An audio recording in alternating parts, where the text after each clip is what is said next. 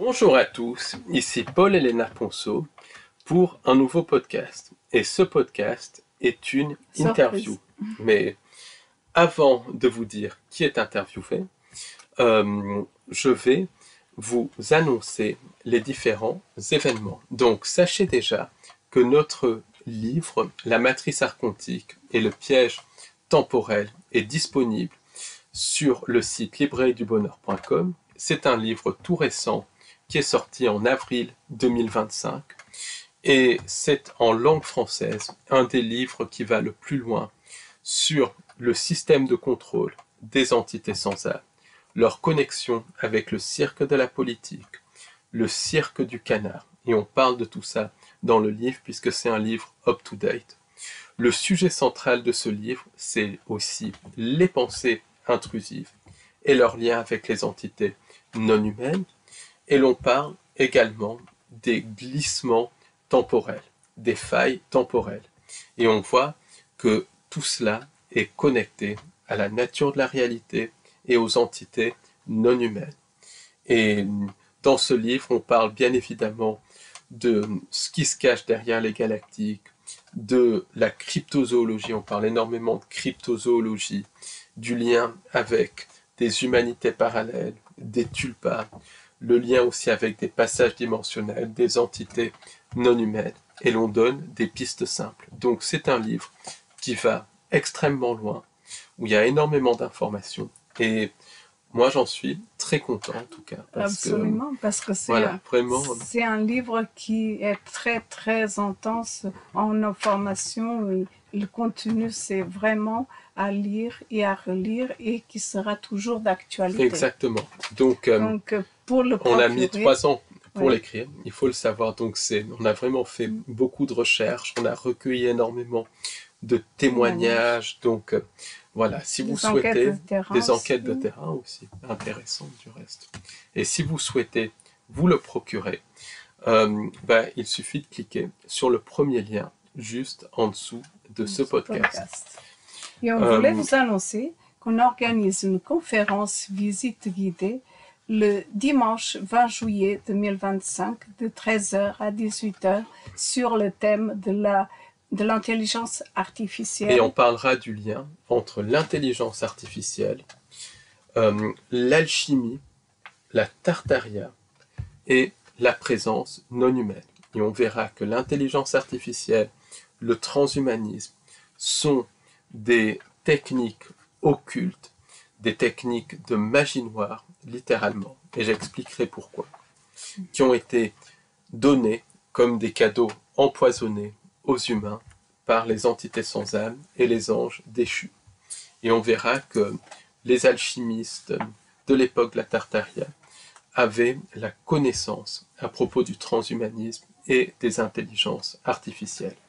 Donc on va vraiment aborder ça sous un autre angle. Et le lieu de rendez-vous, donc c'est au 6 Place des Vosges, le dimanche 20 juillet 2025 à 13h.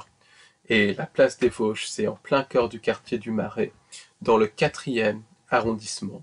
Et le 6 Place des Vosges, c'est la maison de Victor Hugo. Donc c'est un lieu qui est connu, qui est facilement accessible, notamment en métro, puisque le métro, pour y accéder, c'est le métro Saint-Paul, ligne 1. Donc je mettrai un lien juste en dessous de ce podcast pour que vous puissiez vous y inscrire si vous le souhaitez. Et on voulait vous annoncer également qu'on organise une conférence en présentiel le samedi 2 août 2025 au Café d'Orléans, au 43 avenue Général Leclerc à Paris, dans le 14e, de midi à 18h, et sur le thème du cirque de la politique et de la géopolitique. Et on verra que tout ce cirque, c'est une pièce de théâtre orchestrée par des entités non humaines. On verra que c'est programmé dans la fausse création. On verra la connexion de tout ça avec les manipulations génétiques, le clonage, et on verra que c'est un programme qui se joue. Donc on parlera bien évidemment des événements politiques et géopolitiques récents, mais on verra ça sous l'angle ésotérique et comment c'est connecté à la nature de la réalité. Donc, mais tout cela, ce n'est pas ce qu'on pense. C'est pour cela que on va vous parler de ce qu'il y a dans la mascarade, parce que il y a du vrai, derrière. Il y a du faux, mais il y a des choses qui sont vraies. Donc, d'où l'importance de tout le discernement et d'où l'importance d'être informé de cette information. Et il y aura des informations nouvelles et très importantes qui m'ont été rapportées et par une personne donc, qui vient aux conférences. Et on verra que les implications sont hyper importantes. Absolument. Et on voulait vous annoncer également que Paul Ponceau organise un webinaire le vendredi 8 août 2025, alors de 18h à 22h. Et pourquoi le vendredi 8 août 2025 de 18h à 22h? Parce que le samedi 9 août, c'est une journée de grand départ et de retour. Donc, c'est plus pratique pour les gens le vendredi. Et le webinaire, ça sera hyper intéressant. Ça sera sur le lien entre les sociétés secrètes, les entités sans âme et l'inversion de la spiritualité. Comment la spiritualité a été tronquée, inversée par les sociétés secrètes, les entités non humaines et les anges déchus. Donc ça va être un webinaire très intéressant sur un thème inédit, mais qui est vraiment d'actualité. Et donc, si ça vous intéresse, de toute façon, on mettra les liens en dessous de ce podcast. Alors, autre chose aussi, les 2 podcasts abonnements de notre site au-delà de l'illusion.fr sont sortis. Et le dernier podcast abonnement, donc le dernier podcast abonnement qui est sorti ce matin, ça parle du lien entre une série très connue, je n'en dis pas plus, et justement, et ça montre comment cette série décrit vraiment la nature de la réalité et comment ce qui est décrit dans cette série, c'est quelque chose qui malheureusement se produit dans la réalité des 5 sens. Donc, si ça vous intéresse, vous pouvez vous abonner à notre site au-delà de l'illusion.fr. Le plus simple, c'est de passer par librairiedubonheur.com. Donc, je mettrai les liens pour vous abonner juste en dessous. Il y a 3 formules d'abonnement. Donc, une formule pour 1 mois et 1 semaine offerte, une formule pour 3 mois et 1 mois offert, et une formule pour 1 an et 3 mois offerts. Donc, en cas d'abonnement, en plus, il y a vraiment, voilà, c'est vraiment promotion. Il y a 3 mois offerts pour 1 an, il y a 1 mois offert pour 3 mois, 1 semaine offerte pour 1 mois. Et si vous passez par librairiedubonheur.com, je vous activerai votre compte manuellement sous 24 heures. C'est plus simple que de passer par au-delà de l'illusion.fr. Si vous passez par au-delà de l'illusion.fr, pareil, vous faites votre abonnement et moi je vous active ça sous 24 heures. Donc si l'abonnement ne marche pas tout de suite, c'est normal, j'active tout manuellement. Donc voilà, mais c'est vraiment une bonne façon de nous soutenir et de découvrir notre travail. Parce que tout ce qu'il y a dans les podcasts abonnements, c'est complètement inédit. Donc, ça, c'est très important parce que non seulement vous nous soutenez, mais ça va vous aider dans le travail sur vous, travail sur soi. Oui, parce puisque l'information, c'est connecté la solution au travail sur est en soi. Donc, ça va vraiment vous donner des pistes, plein de choses, plein d'informations pour vous aider au quotidien. Exactement. Alors. Et en plus, c'est un tout petit prix. Donc, voilà, vous êtes vraiment... vous avez cette possibilité d'être informé. Exactement. Et juste maintenant, je vais dévoiler qui sont les personnes que j'ai interviewées. Donc, c'est Aude et Mathieu Lancelot. un couple d'hypnologues, donc, et qui m'ont interviewé. Et donc, j'ai un petit peu vu leur chaîne parce que je ne savais pas du tout qui c'était avant qu'ils m'interviewent, donc il y a quelques semaines de ça. Ensuite, j'ai découvert leur chaîne et j'ai vu qu'il y avait beaucoup d'éléments intéressants, d'enquêtes intéressantes. Pendant mon interview, qui est disponible du reste sur leur site, j'ai vraiment apprécié les échanges que j'ai eus avec eux. Donc, j'ai décidé de les inviter pour qu'ils puissent parler sur notre chaîne. Et dans cette interview qui a été tournée le 7 juillet dernier, donc il y a une semaine, Aude et Mathieu nous parlent de leurs expériences avec des entités non humaines. Ils nous parlent aussi de cette manipulation dans l'au-delà par les entités non humaines. Ils parlent aussi de géobiologie et d'ondes de forme. Et ça rejoint vraiment notre recherche, notre travail, parce que par exemple, la notion d'onde de forme, les lieux de pouvoir, les lieux de culte sont construits sur des lieux telluriques. Pourquoi? Parce que ces lieux telluriques sont connectés à des vortex.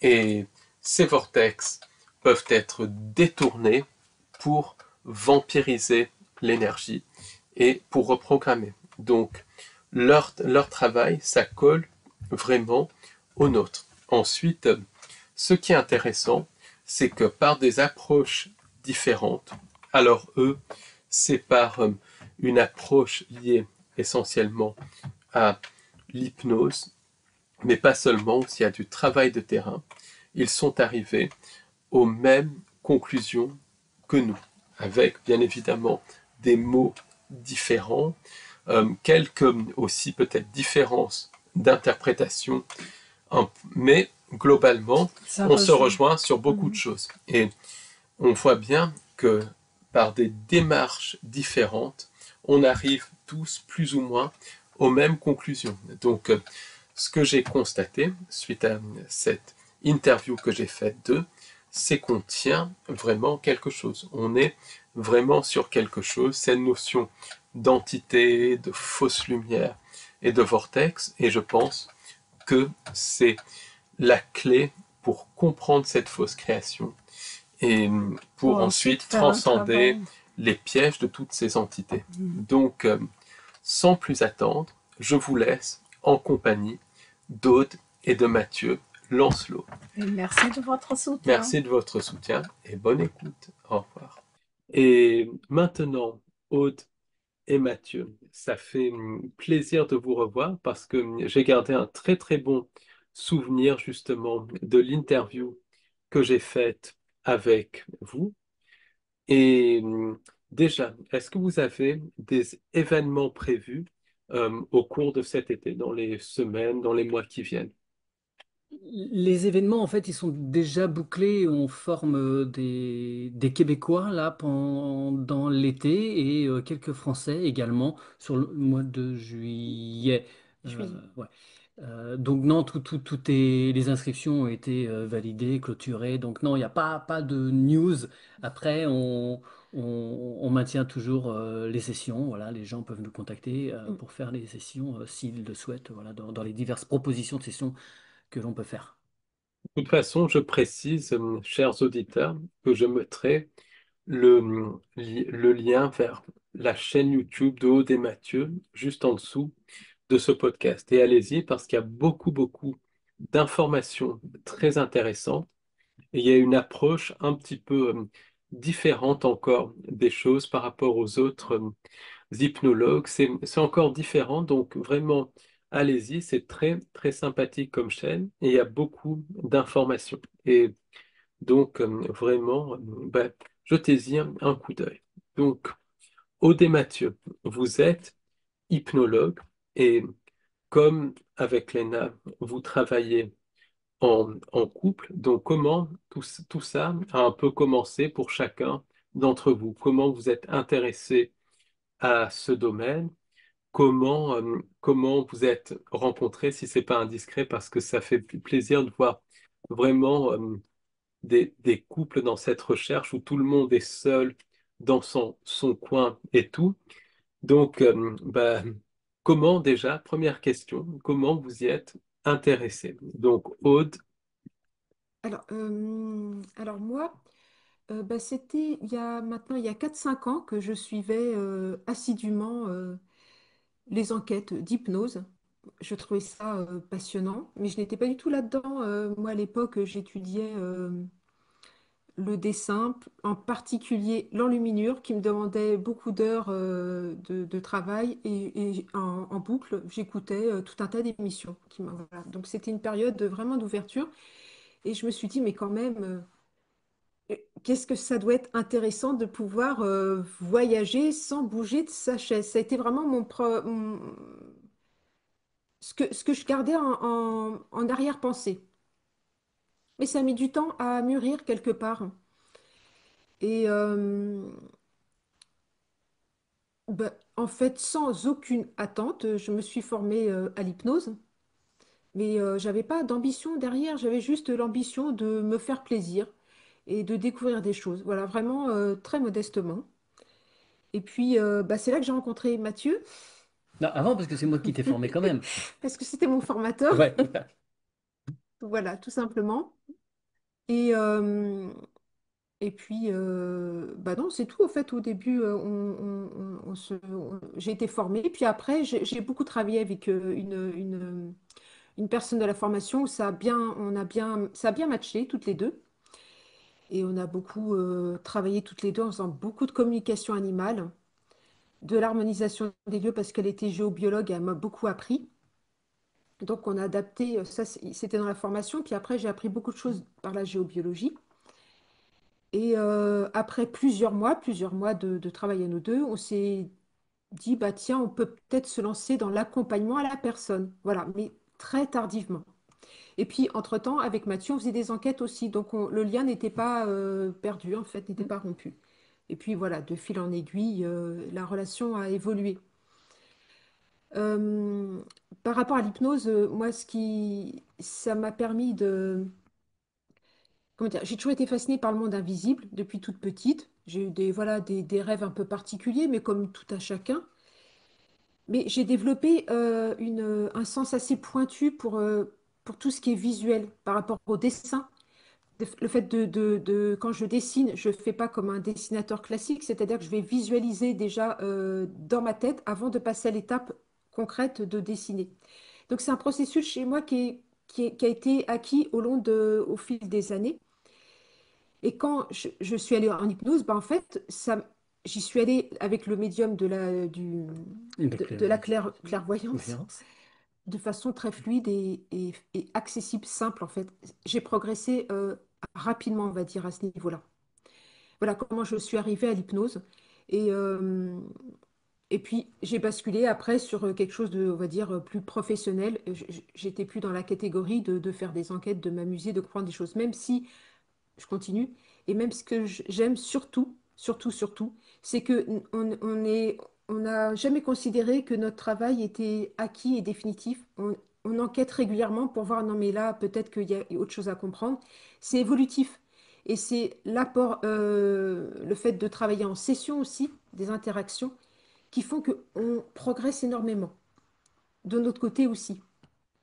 Je me suis encore Mm. un peu Non, c'est très bien. Pardon, c'est parfait. arborescent.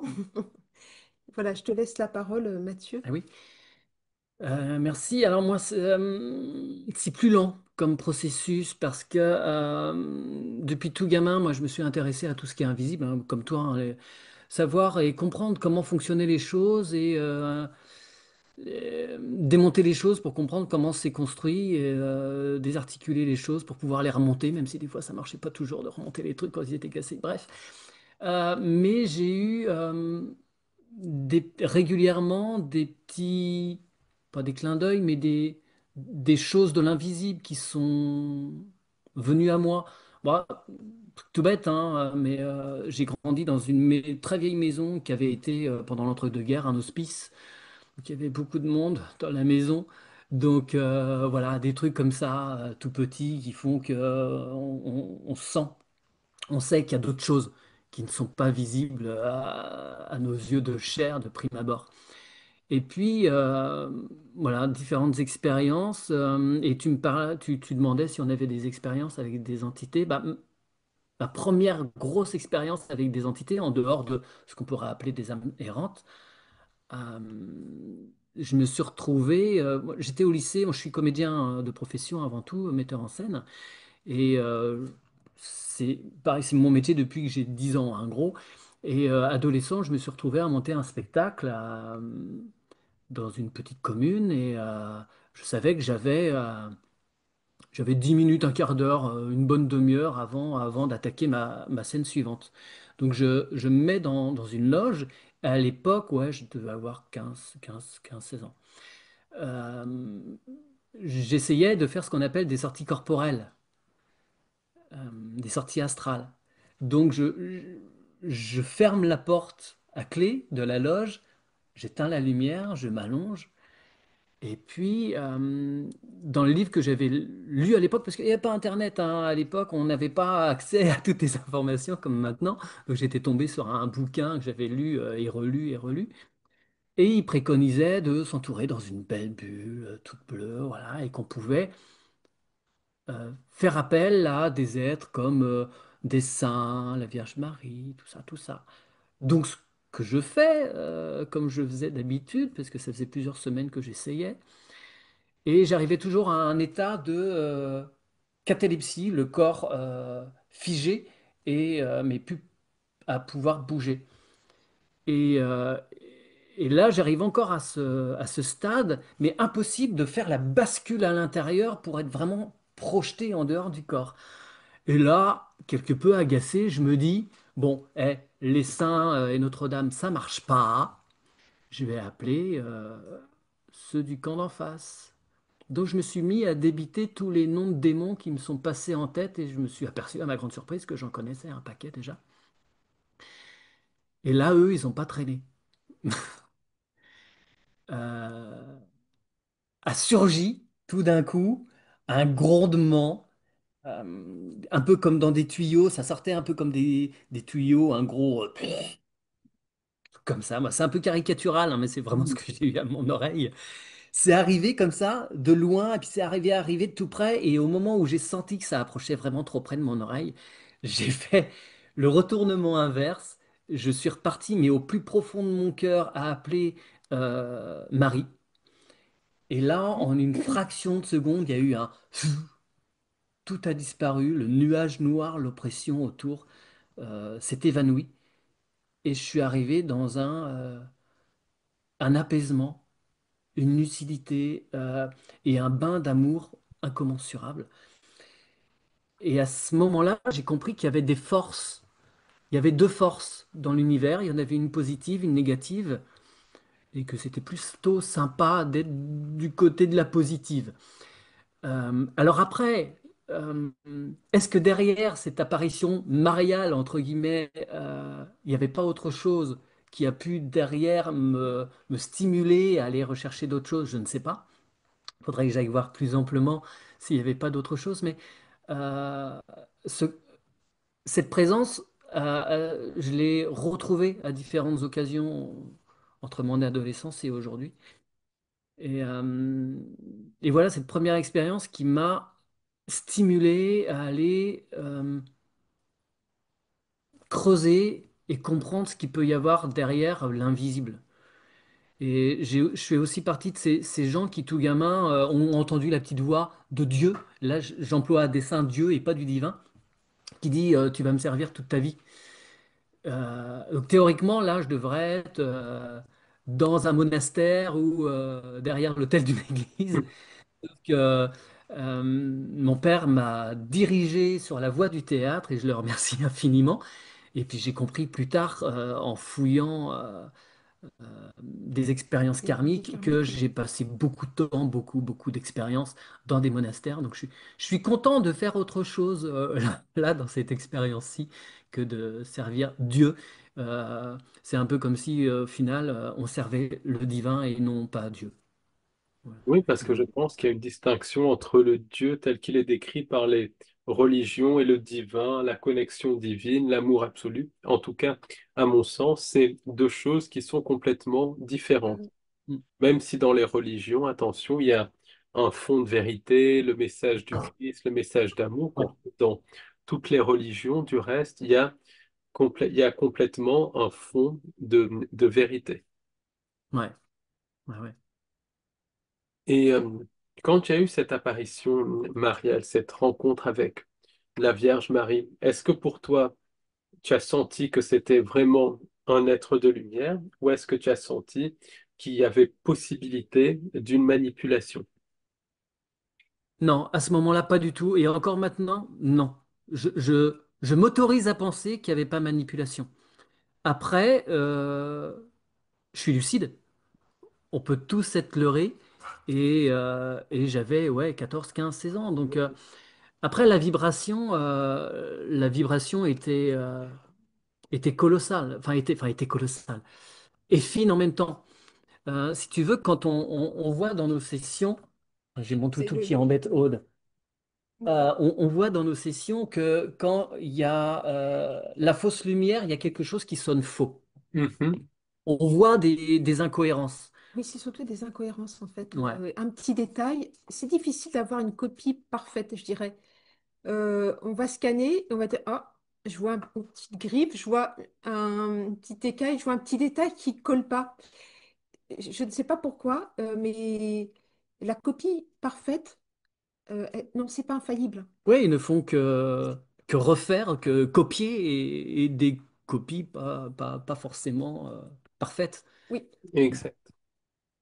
Euh, Après, il y a tout un tas de petites techniques hein, pour les identifier. Hein. Faut qu'on apprend des fois à nos dépens. Oui, mais c'est un des intérêts majeurs de notre pratique d'hypnose assistée, parce qu'on travaille en duo ou en trio, enfin ça peut être plus.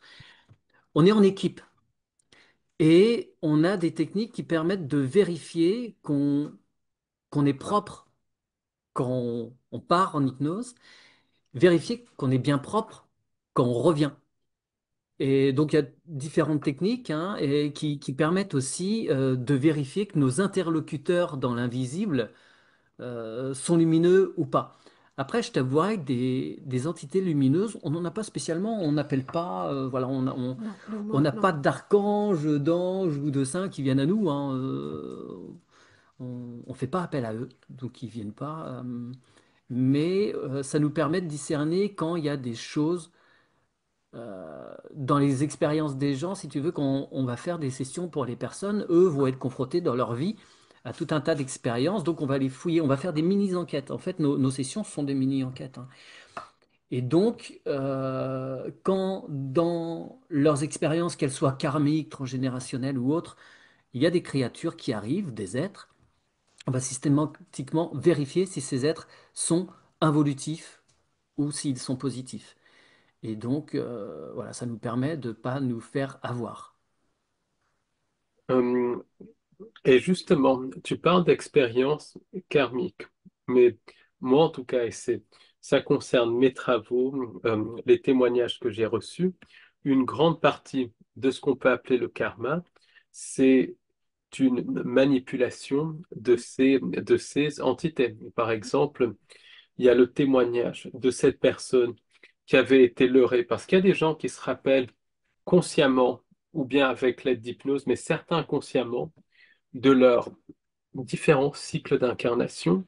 Et il y a une personne qui a été leurrée à s'incarner dans une vie très difficile pour avoir volé une poupée quand il avait 5 ans. Donc là, et ils lui ont fait revivre ça, mais d'une manière abominable et traumatisante, alors que voilà, à 5 ans, tout le monde a fait ça, voilà, j'en ai fait, vous en avez certainement fait et tout.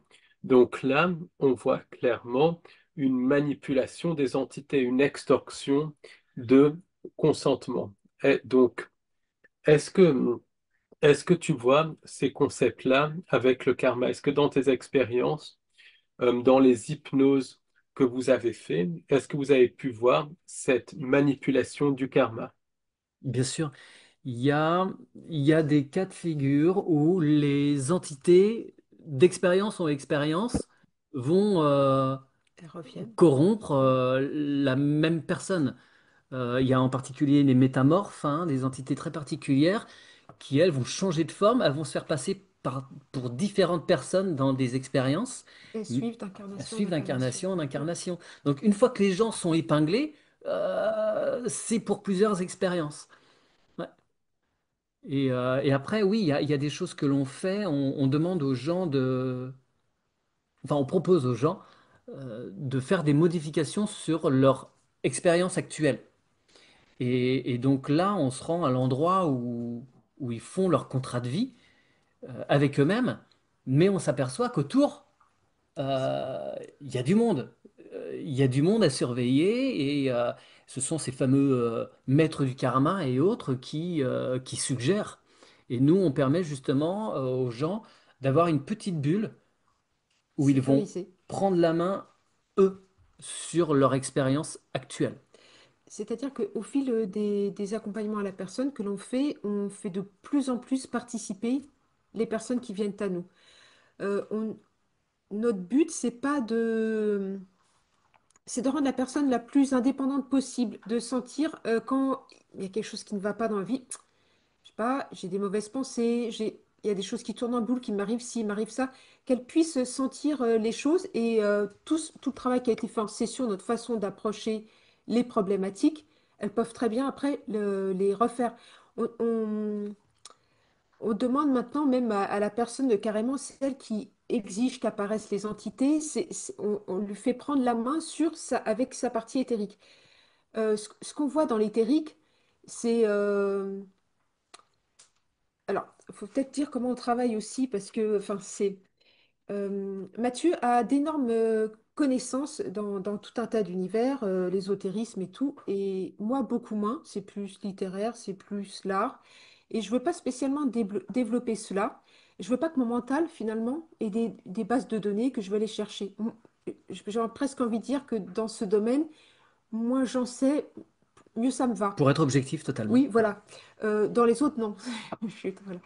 Mais quand une personne va venir à nous, Mathieu va recevoir un document où la personne va dire, bah, il m'est arrivé ça, je n'ai pas compris, j'ai tel problème, tel blocage, etc. Et moi, je ne veux surtout rien connaître de ce document. Après, hop, elle va m'apparaître dans sa sphère d'une certaine façon. Et le travail de Mathieu, c'est le travail de Sherlock Holmes où il va recouper entre ce que je dis, la perception de la personne, et ce qui se passe réellement dans la réalité. Et là, on va jongler entre le transgénérationnel, le karmique. Et souvent, les gens ont ramené quelque chose du karmique qui leur appartient même pas, qui est à eux d'une autre expérience. Alors, il faut nettoyer tout ça pour arriver à déraciner les problématiques qui sont dans la densité Mm. actuelle. Voilà, c'est tout ce travail d'osciller entre l'un et l'autre. Et ça se recoupe. Ouais, oui, oui. Les, les- Pardon. Oui, vas-y. Non, non, ce qui est génial, ce que j'aime beaucoup avec cette méthode d'hypnose, c'est que ce fameux document que j'appelle parcours de vie, où il y a toutes les problématiques de la personne, il n'y a même pas besoin de les communiquer à Aude. Elle les découvre. C'est ça qui est génial. Elle se connecte à la personne et elle va tirer le fil. Voilà, et petit à petit, on fait point par point. Voilà. C'est assez extraordinaire. On a des tas d'anecdotes où on est nous-mêmes étonnés parce que je me rappelle, c'est le cas d'école, la jeune femme qui Hmm. vient à nous. Oui, des fois, des choses qui ne sont pas notées sur le document. Oui, voilà. Une jeune femme très cartésienne. Huissière de justice. Oui, Enfin, je et sais pas puis si on dit huissière. Enfin, huissier de justice, en tout c'est cas. de justice qui voulait. C'était pas un accompagnement, c'était savoir ce qui s'était passé dans ses vies karmiques. Voilà, par curiosité, vraiment de façon très superficielle. Et, euh, et je la vois, je dis, bah, c'est bizarre, vous avez été, enfin, c'est pas guérisseuse, mais c'est comme si il y a un lien très fort au métal. Je dis, je vous vois poser la main sur la personne, c'est comme si elle aspirait je dis le métal, le fer précisément. Il y avait un travail de guérisseur, je ne sais pas, je dis ça c'est curieux, mais c'est axé que sur ce métal. Et elle me dit, bah oui, j'ai la maladie des personnes que trop de fer dans le sang. L'hémato- L'hémochromatose. Tout à fait. Ouais, c'est Et ça. régulièrement, je dois faire des Saigner. saignées parce que j'ai ce problème. En fait, l'origine était dans le karmique. Et là, même moi, en hypnose, je fais waouh. Ouais, bah oui, parce que c'est vraiment curieux. Il y a des tas de choses comme ça, d'explications où, ouais, voilà. Et en fait, non, on ne l'avait pas écrit dans ce document parce qu'il y a des tas de choses qui, après, vous parlez entre vous, mais non, vous l'aviez même Ah non, même pas. elle me l'avait pas évoqué pendant Voilà. l'anamnèse non Et plus. donc, on a les retours directs parce que la personne nous suit, puis elle commente ou quoi, et ça, c'est vraiment intéressant. Donc, et donc, en fait, toutes ces maladies karmiques et tout ça, si on peut appeler ça maladies karmiques, est-ce que c'est imposé par les entités? C'est imposé par les entités pour mettre aussi les gens dans la culpabilité, pour leur faire croire qu'ils payent quelque chose alors qu'ils n'ont rien fait du tout, très souvent. Ouais, ouais, bien sûr. Euh, Ah, tu vas garder ce point-là, puis tu vas travailler et dessus, ou puis, pour te faire payer, tu vas garder cette problématique. Oui, non, bien sûr, c'est toujours ouais, des, les des gens- sacs qu'on se oui, trimballe. on s'incarne alors qu'on nous dit, bon, c'est pas ma croyance, mais c'est une planète école, on doit apprendre ci, ça. Mais c'est pas très pratique en ayant le voile de l'oubli, hein. Voilà, c'est ça, exactement. Je veux bien, mais on passe toute notre vie à savoir ce qu'on devait travailler. Voilà, non, non, pour moi, ça colle pas. J'adhère pas du tout. Non. D'autant Et plus que pour moi, excuse-moi, pour moi, l'être est parfait de toute éternité. Pour moi, il n'y a pas d'évolution, enfin, il y a pas à améliorer des expériences, puisque au-delà du principe de ces expériences, au-delà de la matrice artificielle, on est parfait. C'est ce piège qui enferme, qui nous fait peut-être des êtres imparfaits.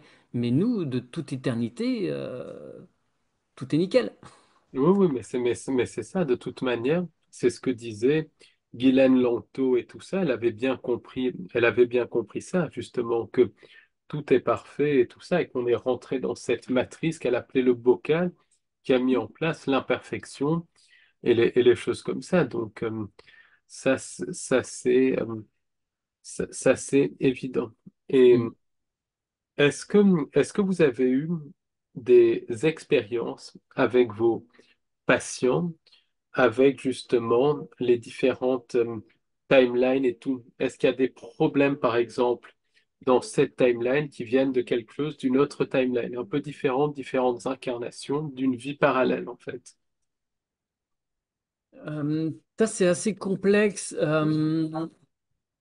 Toutes ces histoires de lignes de temps, ça peut être assez flou parfois en hypnose. On voit qu'il y a des moments où les lignes de temps vont se croiser, comme il y a des aiguillages. Ouais, il y a des aiguillages, il y a des passages obligés. Après, nous, on va aussi travailler régulièrement sur ces lignes de temps pour nettoyer des choses. Enfin, pour que les personnes nettoient des choses. Nous en vérité, on ne fait rien, on ne fait que proposer. Euh, Mais ces lignes de temps, c'est très complexe. On voit qu'il y en a plusieurs en parallèle. Toi, tu expliques ça un petit peu comme une portée de musique. j'ai fait une petite vidéo là-dessus, oui, pour expliquer ça.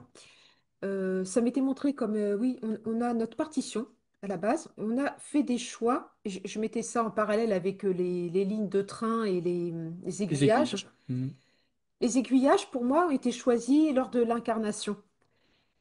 Mais à chaque aiguillage, il y a les entités qui nous attendent. On peut rater tous les autres aiguillages suivants. On peut rester accroché au premier parce on nous a déviés. Là, on est des points, on est très vulnérable quand on traverse ces fameux points qu'on a décidés. Ils sont très visibles dans la matrice, ceux-ci. Moi, c'est ce que j'ai compris. Dans dans l'accompagnement à la personne, il y avait six. Enfin, c'est-à-dire que quand on est en hypnose, au début, on ne se connaît pas, on ne sait pas avec quel filtre on travaille. On a une information, oui, elle est dans quel domaine? Je suis où? C'est difficile de savoir. Enfin, c'est-à-dire qu'au début, on a une source d'information, ça arrive de toutes parts. Et on se dit, waouh, c'est génial, mais on est incapable de trier, ça met Oui. énormément de Est-ce que temps. c'est symbolique? Est-ce que c'est Voilà. concret? Est-ce que c'est transgénérationnel? Est-ce que Est-ce je que c'est suis dans karmique? Est-ce que l'éthérique? Est-ce que je suis dans le physique? Est-ce que, physique, voilà, ouais. Sur quel corps? Ouais. tous ces filtres qui, au fil des sessions, c'est bon, on sait sur quel filtre on travaille. Mais ça, c'est que, enfin, je dis, Ouais, l'expérience, oui, c'est l'expérience, c'est le fait de pratiquer énormément. Mais ça nous est arrivé, une dame là, qui était en même incarnation reptilienne, tu te rappelles? Elle avait les deux. Il fallait résoudre ces deux problèmes. C'est sur ces deux lignes de Et en temps en parallèle, parallèle. ouais, ouais. Elles étaient liées. Voilà. Non, si tout, enfin, tout n'est pas diffusé. Des fois, on a des choses un peu particulières, mais que les personnes, c'est trop intime. En fait, Oh quelque oui, part, c'est hors de question de les diffuser. sur Donc, nos sessions, il y en a euh, qu'une sur 7 ou 8 hein, qui est diffusée, hein.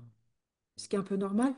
Mais oui, ça nous est arrivé d'avoir à régler deux timelines en même temps. En fait, la problématique était complètement Liées. liée. Mm. Voilà.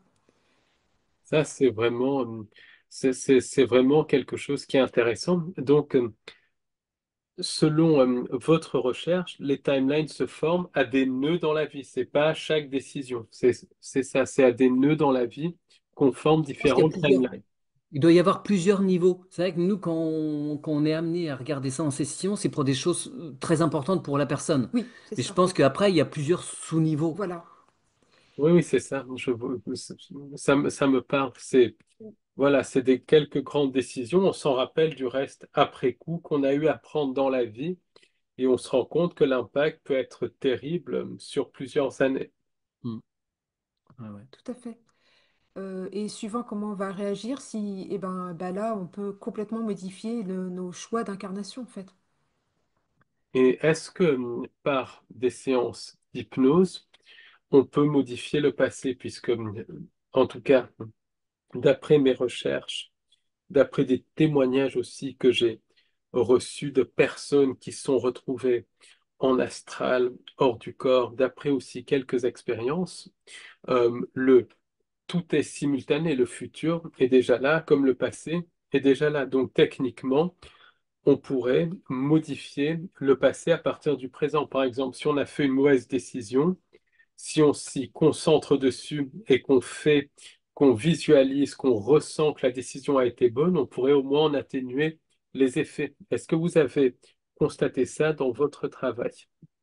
Ce qu'on va, Petite ce qu'on, balise là. ouais, ce qu'on va plus être amené à faire, c'est permettre à la personne de pacifier l'événement qui l'a perturbée et qui a occasionné des changements lourds pour elle, de façon à ce que ce soit transmuté et qu'elle puisse ne plus avoir ce poids.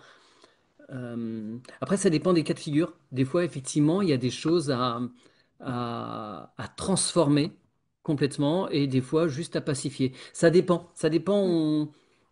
C'est comme si on sentait à ce moment-là ce qui convient le mieux, ce qui est le plus adapté. Mais régulièrement, on retourne en arrière dans la ligne de temps Hmm. pour voir voilà, ce qui s'est passé. On a un système qui fonctionne très bien avec les petites balises Petite là, qui balise, ouais. t'expliquent comment tu... Bah, on- oui, en fait, je vais. Peu importe, hein, que ce soit dans le passé ou dans le futur, on va amener la personne sur une autre potentialité. Et on va lui dire, bah, il y a une balise et on va poser une balise et tu vas pouvoir te projeter à l'endroit où il y a une balise. Et ça lui permet de reprendre son chemin avec de nouvelles données.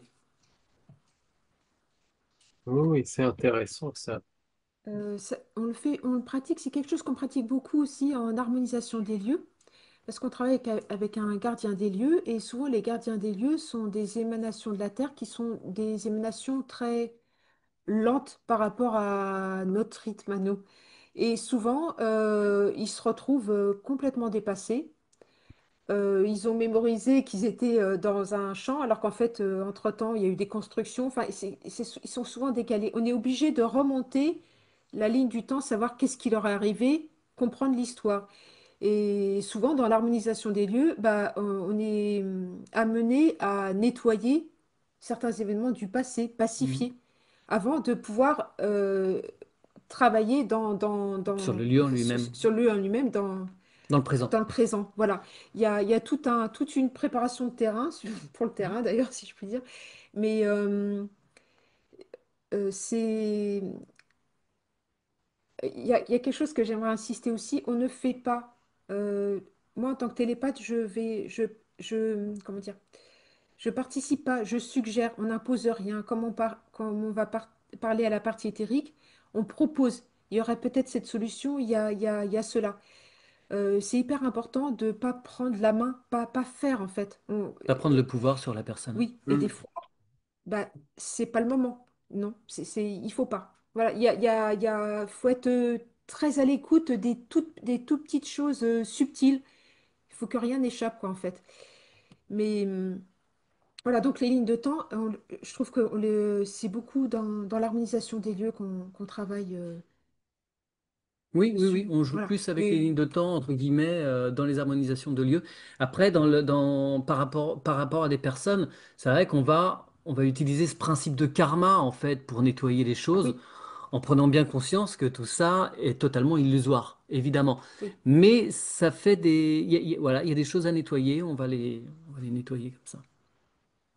Et dans l'harmonisation des lieux, euh, est-ce que vous êtes tombé déjà sur des lieux qui carrément provoquaient des maladies, des maisons à cancer, des choses comme ça? Et si oui, est-ce que vous avez des exemples? Parce que ça, tout le monde en parle, mais il n'y a pas, enfin, ils ne donnent pas d'exemples concrets. Je sais qu'il y en a puisque j'ai eu connu quelqu'un qui a grandi avenue de Breteuil et à Paris, donc une avenue très connue à Paris.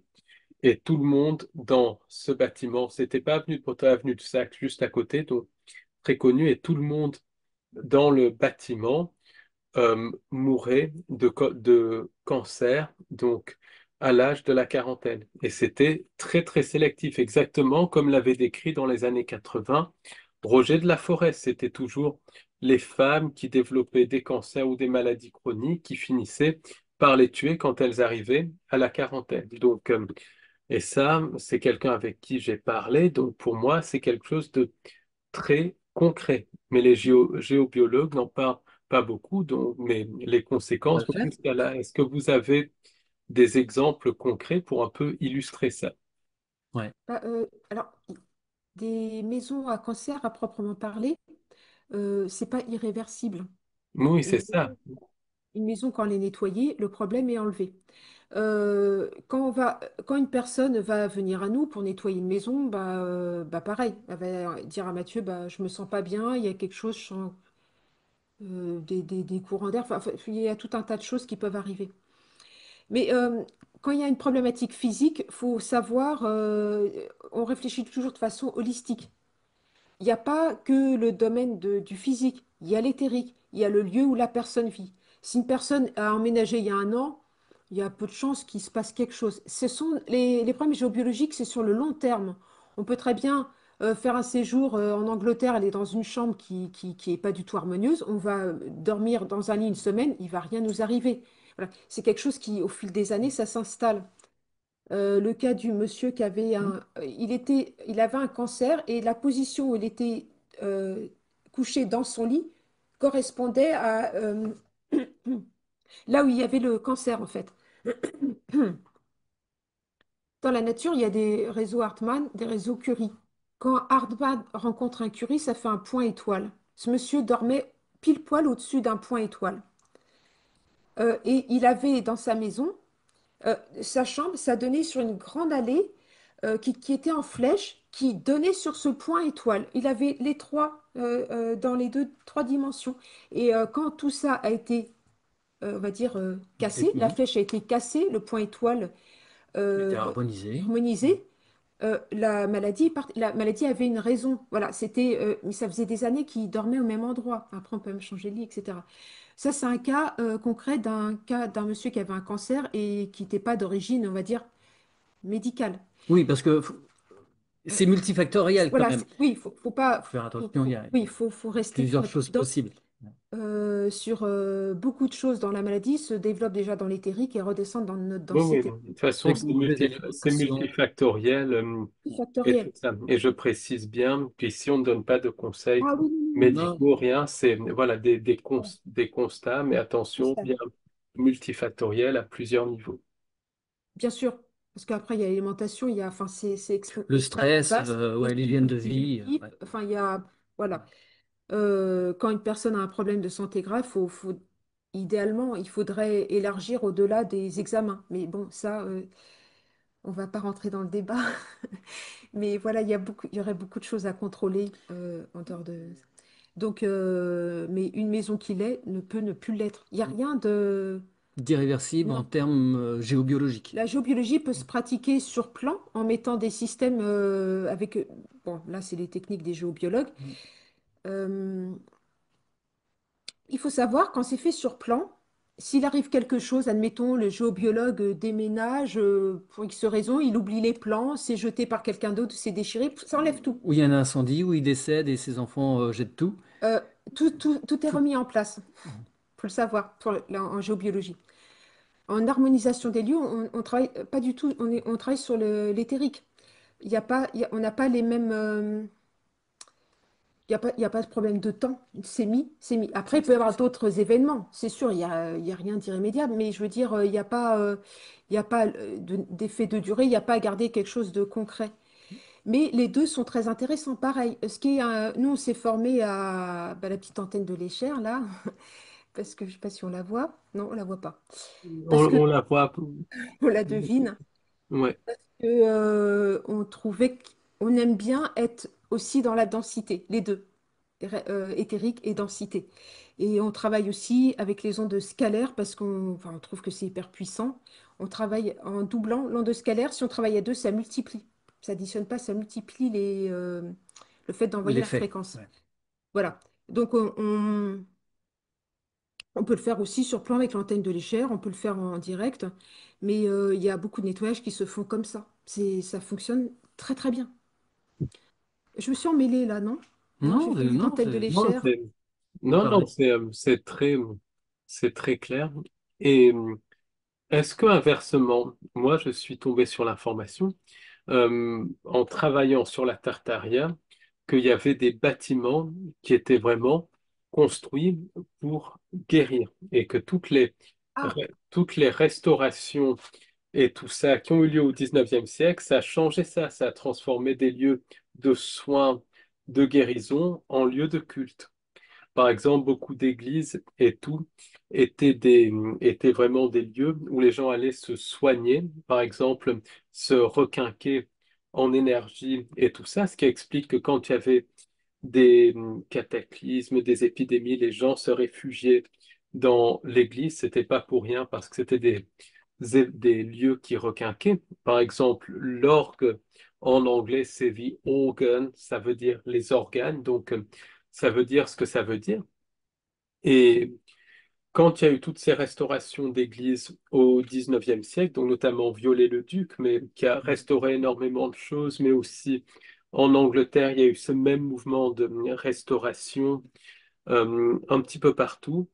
Est-ce que ce n'était pas fait pour justement détruire ces lieux qui procuraient du bien-être, qui rechargeaient énergétiquement, sans aller peut-être jusqu'à employer le mot guérison, qui allait jusqu'à, qui soignait, qui rendait les gens heureux, qui augmentait l'énergie vitale? Est-ce que ces restaurations n'ont pas été faites justement pour couper tout ça? Et deuxième question, Oui. est-ce que vous êtes tombé sur des lieux qui ont encore cette vibration de soin, de joie, de bonheur? Est-ce qu'il en existe encore? Alors, sur la première question, oui. C'est-à-dire que ces lieux étaient bâtis sur des endroits riches au niveau de l'énergie tellurique, et voire cosmotellurique. Est-ce que au 19e, ces restaurations ont été faites sciemment pour abîmer? Je ne saurais pas le dire. Toujours est-il que ces lieux étaient construits donc sur des lieux particuliers et ça créait des ondes de forme. Les bâtiments n'étaient pas faits n'importe comment.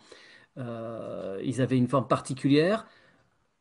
Sur d'autres continents, dans d'autres pays, mais il y en a eu aussi à Nice, des pyramides. C'est une onde de forme très particulière qui, au niveau curatif, est énorme. Est-ce que après, évidemment, effectivement, en modifiant des choses, oui, ça a perverti, ça a forcément apporté des modifications. Est-ce que c'était sciemment ça? On n'a pas enquêté là-dessus. Mais vu comme les choses sont faites, on peut le penser sérieusement. Oui, on peut penser en tout cas que la personne n'était peut-être pas consciente, mais il y avait certaines sociétés secrètes qui tiraient derrière, les pensées intrusives et tout Ouais. ça. Ça, Voilà, ça c'est ce que je pense en tout cas. Ouais. Et, euh, et par rapport à la deuxième question, est-ce qu'on a vu des lieux? Alors, il nous est arrivé régulièrement de devoir, avant de nettoyer une maison, devoir nettoyer l'église d'à côté. Et c'est vrai qu'après, ça faisait un lieu qui était beaucoup plus harmonieux. Mais pour tout le quartier, voire tout le village. Et c'est vrai que ça redevenait des lieux sains, si je puis dire. Alors après, la difficulté, c'est est-ce qu'il leur reste dans le temps? Ça, on peut pas le garantir parce que dans une église, forcément, après, il y a les prières, les machins qui font que ça va revenir plomber certaines choses. Mais en tout cas, oui. Alors oui, ça m'est arrivé aussi d'enquêter sur certains dolmens ou menhirs. Et effectivement, là, il y a des lieux, il y en a qui ont été détournés, mais il y en a qui sont préservés, il y en a qu'on peut nettoyer et ramener à un équilibre, et qui permet justement de relancer la vitalité des gens qui se posent dessus ou qui se connectent à ces lieux une fois les avoir activés. Parce qu'il y a aussi tout un processus d'activation de ces lieux. Mais pour répondre à Paul, en enquête, souvent les gens viennent à nous parce qu'il y a en session, en harmonisation des lieux, je vais y arriver, parce qu'il y a un problème. Donc, non, non, parce qu'il y a des choses à nettoyer, il y a un Oui, inconfort. Donc, on vient pas, ah, j'ai un lieu qui est super, si vous pourriez ce le... serait Oui, oui, chouette. c'est logique. Ouais. Ça n'est, voilà, non, c'est jamais arrivé, hein. Souvent, on s'est retrouvé à devoir nettoyer des scènes de guerre ou beaucoup des cimetières qui étaient enterrés en dessous. Enfin, il y a euh, les murs s'imprègnent énormément des énergies, des pensées des gens. Et puis, des fois, bah là, en fait, tu te rappelles la dame qui avait l'immeuble au milieu de la montagne, là. Hmm. Et puis, c'était une vibration que je comprends pas, c'est pas une entité. Je j'arrivais pas à saisir ce qui se passait dans cette maison. Mais il y avait une espèce d'enfermement. Et en fait, tout le monde bouclait sur la même pensée d'enfermement. Ça avait fait comme une espèce de d'égrégore. Ça s'était concrétisé comme un tulpa. Il y avait des choses qui circulaient comme ça. C'était un ancien hôtel, il y Voilà. a eu du monde à Il y circuler. a eu beaucoup. Et ben voilà, des fois on entend des vidéos, ah ouais, c'est bien, mais en fait on ne sait pas comment nos parties supérieures vont nous faire nous faire comprendre ces messages. Et c'est pour ça que c'est très intéressant aussi d'écouter après, parce que du coup on est allé enquêter. C'est là que j'ai découvert, ah bah oui, maintenant j'ai la vibration des tulpas. On enrichit notre langage subtil, en fait. Voilà. Mais après, les gens sont. Des fois, pas toujours, hein, il y a peu de retours par rapport au travail qui est Mhm. fait, mais quand on a un retour, c'est rigolo comment ça modifie les choses chez eux et autour d'eux, leurs amis ou leurs enfants, leur famille, en fait. Ça s'élargit au fil du temps. Ça ricoche. Oui, complètement. Enfin, ça fait comme, c'est vraiment comme le caillou dans l'eau, là. Ça fait des Ça cercles. grandit, oui. Ça, oui, ça modifie tout, ce qui est logique, puisqu'on est tous interconnectés de toute Mais tout ça, manière, hein. voilà, tout à fait. Oui, oui. Oui. Et puis des fois, les personnes peuvent pas s'exprimer. C'est pas toujours facile de s'exprimer à quelqu'un quand il y a un blocage. On leur permet de s'exprimer dans l'éthérique, qu'elles s'expriment à la partie supérieure de la personne, ce qui fait que le message redescend après au Mm. niveau du physique. Ouais, en cas de conflit ou d'incompréhension avec d'autres personnes. Ça peut harmoniser de façon, quand il y a vraiment un blocage où les gens ne se parlent plus ou recréer un lien. Et en ce qui concerne les tulpas, est-ce que vous avez eu donc je pense que vous avez un peu répondu, est-ce que vous avez eu des expériences avec des tulpas, des formes pensées qui se matérialisent et tout ça? Ou est-ce que vous avez eu des informations sur les tulpas, sur ce monde des idées, justement, où les croyances se matérialisent en hypnose? Parce que ça, c'est très, très, très intéressant. Et potentiellement, c'est une clé pour comprendre un petit peu la nature du système de contrôle, la matérialisation des croyances, littéralement, au niveau de la matière et au niveau de l'éthérique, de l'astral, bien évidemment. Matérialisation, non. cet exemple de Tulpa, toi, tu voyais des ombres derrière les fenêtres. Tu voyais qu'il y avait des ombres derrière les C'était fenêtres, des entités, c'était mais, d'autres ouais, vibrations. Oui, mais c'était pas matérialisé. C'était pas des êtres de chair et d'os. Il n'y avait pas de densité. Mm. ils sont Non. entre deux. Non, on n'a pas eu. Bon, t'as eu un Dogman ce matin. On a eu un Dogman ce matin. Mais pareil, Euh, c'était faux. Il était complètement illusoire. Ce qu'on se rend compte que les choses évoluent énormément en ce moment. Il y a des, enfin, j'ai envie de dire, il y a des vraies entités, il y a des copies d'entités maintenant. Mais ça, ça fait peu de temps que Mm. je sens ces choses qui sont très différentes. Et puis, euh, bah, là, il y a peu de temps, là, j'ai été quand même scotchée parce que j'aurais quand même pu me faire avoir, hein. Quand on s'adresse à la partie éthérique, on demande l'accord de la compagnie. Évidemment, on va pas faire les choses comme ça de but en blanc. On se présente. Moi, je leur dis, vous pouvez scanner mon ADN, mes intentions. Je viens de la part de, voilà, De la partie de la physique. partie physique. Et pendant que la personne donnait son accord, l'entité s'est glissée entre nous deux pour en fait choper un contrat. Je dis non, mais c'est fou ça. Voilà. Donc, ils ont toujours, ils sont jamais à court de subterfuge. Ça évolue tout le temps, tout le temps. Ouais, pour mieux essayer de nous avoir et de conserver leurs prisonniers sous leur aile. Donc c'est pour ça que dans nos sessions, on passe beaucoup de temps vers le début, ouais, le début de la session. On va passer une demi-heure, des fois 1 heure, à faire juste du dégagement d'entités. Ouais, ce matin, on y a passé 1 heure. La session ce matin, c'était 1 heure, généralement, ouais, une demi-heure, trois quarts d'heure, et là, c'était 1 heure. Et on va passer en revue tous les corps éthériques de la personne, s'assurer qu'il n'y ait aucune entité qui y soit encore accrochée. Euh, ce- Voilà. Nos sessions vont durer 2 heures et demie, 3 heures, hein, quasiment 3 heures des fois, mais bon, 2 heures et demie en moyenne. oui. Donc on essaye de faire le tour de. Et ce fameux dogman, en fait, c'était pas un dogman qui était derrière. Il avait juste l'apparence. Ça arrive souvent qu'ils prennent des apparences, mais qui sont autre chose. Voilà. Donc, Hmm. Oui, oui, Ouais. c'est très, très intéressant. Tout ce concept de tulpa, de choses comme ça. Et le Dogman, justement, est-ce que tu peux nous parler de ton expérience avec le Dogman? ah, ce matin là, C'était très court, oh, hein. c'était très très Ouais. court. Oui, mais c'est intéressant parce Euh, que justement, je suis en plein dedans. Je viens de tourner un podcast Ok. sur cette thématique. Donc, bah, en fait, on avait fait quasiment tous les nettoyages. Il faut savoir que bah, c'est pareil. Le protocole a changé. Au début, on demandait que la partie enfin, éthérique quelque part. Hmm. Maintenant, on fait corps par corps parce on s'est rendu compte qu'il y avait des interférences qui peuvent être différentes sur tous les corps. Donc c'est pour ça on passe un certain temps. Et arriver sur le septième corps qui porte un nom différent suivant Oui. Les oui, courants de pensée, les pensées, les et voilà, nous on l'appelle comment corps le spirituels. corps spirituel parce on évite de bouddhisme, christique, enfin on évite voilà ce genre, mais Les connotations c'est religieuses. c'est pareil, hein. Donc non, c'est ok, mais en fait il y avait à l'intérieur il y avait une silhouette de loup. Pourquoi? Mais qu'est-ce qu'il fait là? Enfin c'était bizarre comme interférence. Et après, le loup s'est transformé, il était sur deux pattes. Je dis, mais c'est pas un loup, c'est un dogman. Le dogman est sorti. Et là, il était comme en densité. Mais après, je dis, mais c'est là il avait pas la vibration du dogman. En fait, il était habité par une autre entité. Il était interféré. C'était juste, c'est ce que je dis en ce moment, il y a beaucoup de tromperies dans le milieu des entités. Enfin, est-ce que tu peux élaborer sur ça parce que c'est vraiment intéressant.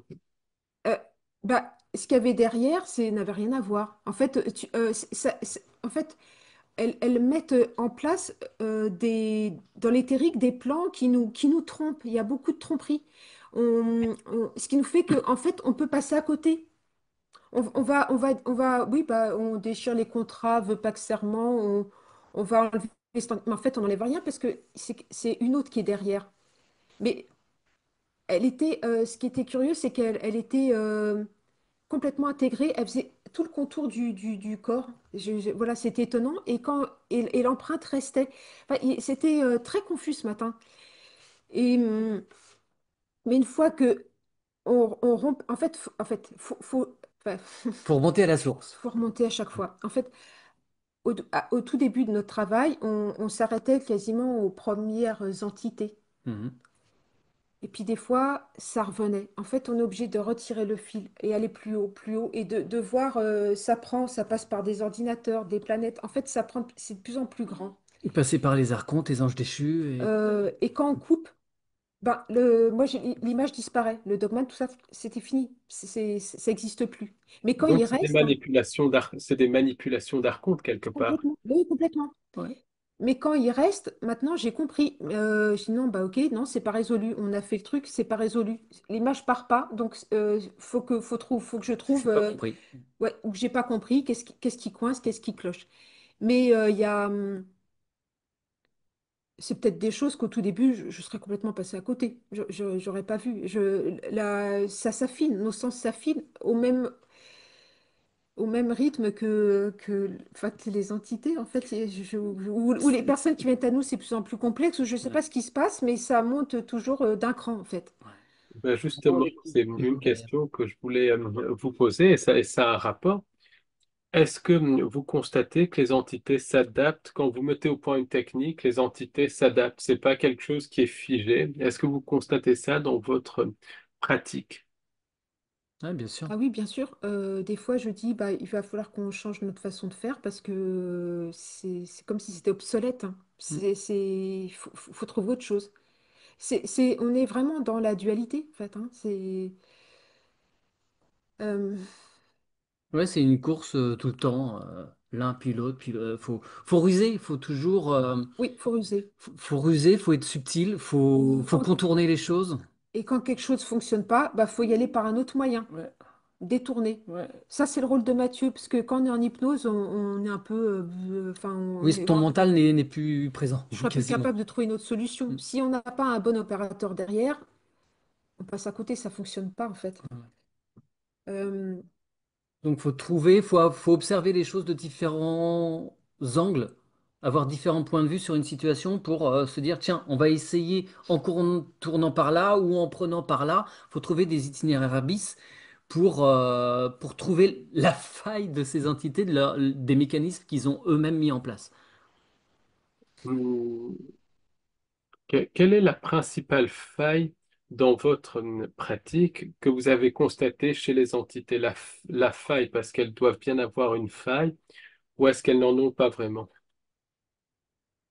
Euh, Leur illusion de grandeur, peut-être. Euh, on peut, en fait, ça peut être très impressionnant, une entité, la première fois qu'on est sous hypnose et qu'on voit un reptilien, un Dracos, voilà. Très impressionnant. Mais en fait, par la lumière intérieure de l'être humain, on peut les ramener à une autre dimension. Notre capacité créatrice est supérieure à ce qu'ils sont. Donc on peut les rabaisser. C'est pas, le but n'est pas d'avoir non. une question de Mm, mm. supériorité par rapport à eux, mais euh, il y a, il y a un moment où on n'a plus peur. Et le fait de ne pas avoir peur d'eux, eh ben, ça réduit leur puissance. Oui, c'est sûr qu'il ne faut pas partir en hypnose en ayant peur. Ça va pas marcher. Ça va pas bien se passer. Faut avoir aucune peur en fait. Ouais. Ça c'est important. Moi, je sais que dans les entités, celle que vraiment je craignais le plus, c'était les poulpes. Parce que la première fois que j'en ai vu un, ça a été panique à bord. J'étais complètement coincée, désaxée. Je pensais de partout. J'étais là, j'ai dit, oh, redescends-moi. Là, ça va pas, panique à bord. C'est Mathieu qui a pas paniqué, mais moi, je savais plus comment faire. Ah, si J'étais, je paniquais, mais je le montrais pas. j'étais emmêlée La dans première fois. multi-pensées. Le poulpe est terrible, extrêmement intelligent. Et je le voyais, je savais pas ce que c'était. En fait, j'étais coincée à l'intérieur de lui. Après, j'ai conscientisé qu'il était énorme. J'étais toute petite et c- ces pensées me transperçaient partout. Enfin, j'ai dit, waouh, c'est horrible ce truc. Bah, j'ai chopé sa vibration. Ça m'a servi un peu de leçon. Maintenant, ok, je le repère direct. Ouais. C'est pareil. On se fait des copains là-haut aussi. On peut avoir des aides. Alors, si tu peux nous parler des aides, ça c'est intéressant aussi. alors, moi, les êtres, c'est pas des êtres, c'est pas des anges, des archanges. C'est une expérience que j'ai eue avec un animal. Au tout début où je faisais de l'hypnose. Donc, on était avec, ouais, au tout début. Et puis, il y a une amie qui me dit, bah voilà, j'ai une amie, elle est en train de perdre son petit chat, sa petite chatte, et en fait, bah, j'aimerais que tu vois pour l'accompagner parce qu'elle ne le vit pas bien.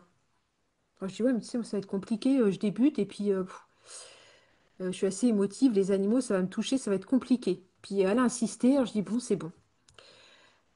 Et quand j'étais dans l'éthérique, mais c'était le petit chat, elle avait déjà basculé, son âme était déjà de l'autre côté, et elle était d'une lumière, d'une puissance, c'était apaisant, et c'est elle qui m'a rassurée.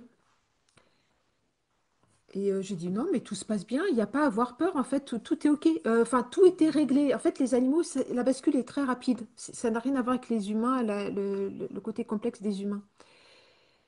C'est tout. Et en partant, elle me dit au revoir. Alors moi, en tant que hypnologue, je répète, bah, elle m'a dit au revoir, c'est tout. Mais j'y pense plus.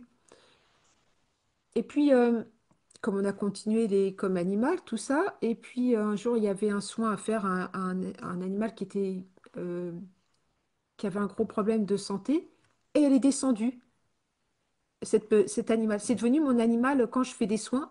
C'est un animal guérisseur Pour les animaux, pour ouais. les animaux.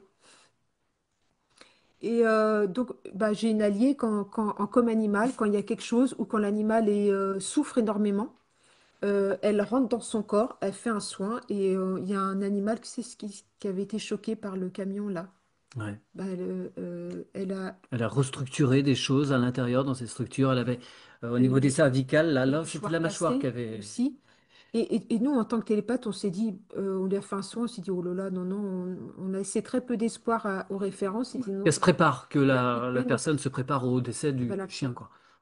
Et là, cet animal, je ne sais pas comment l'appeler, guérisseur qui m'accompagne, hop, elle est rentrée, elle a fait un soin, mais j'en ai pas trop parlé parce que c'est difficile après de laisser de l'espoir à la personne. Mm. Alors d'aujourd'hui, elle va très bien. Voilà. Alors, c'est rigolo. Et plus tard, j'ai un chien qui m'accompagne aussi, un grand, grand chien, qui est formé par la petite chatte. Ils sont ensemble, en fait. Et lui, par contre, c'est plus les humains. Et en particulier les personnes qui sont hypersensibles, les autistes, Mm. les gens qui sont extrêmement stressés. C'est un gros, gros chien. Il se cale devant la sphère et la personne, elle baisse elle tombe dans des vibrations beaucoup plus calmes. La Elle est prête pause. à accepter des choses. Voilà. Donc lui, il est particulier aussi. Voilà. Donc c'est ces deux êtres bah, ni l'un ni l'autre, je les ai croisés dans la densité, Mm. hein. Je les connais dans l'éthérique. Je les vois souvent, en fait. Ce sont des aides. J'aimerais bien qu'il y en ait pour les humains, mais là, j'ai pas encore... j'ai pas trouvé. Oui, mais c'est ça, parce que ça me parle, parce que les chats, de toute manière, protègent. Nous-mêmes, on a eu des attaques de magie noire, et les chats, clairement, Oui, complètement. protègent des attaques de magie noire. Ça, c'est une évidence. Et malheureusement, ils en prennent une grande partie Une grande aussi. partie. Ouais. Donc ça, Les chats, ils se régénèrent, ils dorment beaucoup, mais les chiens, non. Les chiens, ils peuvent pas. Les chiens meurent souvent des problèmes de leurs référents. Donc c'est pour ça qu'en communication animale, On leur dit de se couper, qu'ils sont pas là pour ça. Faut qu'ils vivent leur vie aussi. enfin, surtout qu'ils évacuent. Ils ont le droit d'être des intermédiaires pour prendre ces choses-là, mais Oui, il faut qu'ils mais les évacuent, qu'ils les ils gardent pas savent pour tout eux. faire, les chiens. Ouais. Mm. Euh, et est-ce que vous avez eu des expériences avec la magie noire? alors, Trop souvent à notre goût. Ah, Pas alors, plus tard qu'hier ou avant-hier. Non, c'est vrai. je dirais que dans les entités, enfin, les problèmes, c'est le plus compliqué. La magie C'est noire, le plus lourd pour nous à gérer. ouais. Euh, ouais. Oui, parce que bon, c'est des êtres humains. Alors, il y a différents niveaux de magie noire. Il y a les gens qui vont parler, qui vont émettre des pensées négatives pour une personne. Ça peut être considéré comme une magie noire. Il va y avoir des choses qui vont venir sur la Mm. personne noire. Mais il y a les gens qui, sciemment, avec des méthodes voodoo ou autres, satanistes qui vont mettre en place des choses qui sont compliquées à lever. Quand c'est des choses qui sont dans le transgénérationnel, dans les siècles passés ou les décennies, quand les personnes sont parties, on a plus de facilité à leur faire comprendre qu'il faut lever ça parce que ça leur porte préjudice. Je précise bien que quand on fait des actes de magie noire, à un moment ou l'autre, on le paye. Il y a toujours un retour de bâton. Ces entités-là, elles réclament une compensation à un moment ou à un autre. Il Ah faut oui, ça c'est être clair. conscient. Elles prennent l'âme. Ouais. Oui, Et donc, quand les personnes sont vivantes, c'est plus compliqué pour nous parce que des fois, il y a des gens qui ont un très très gros niveau de connaissance et qui arrivent à contourner. Alors nous, on lève les choses, mais elles vont sentir et elles vont revenir à l'assaut.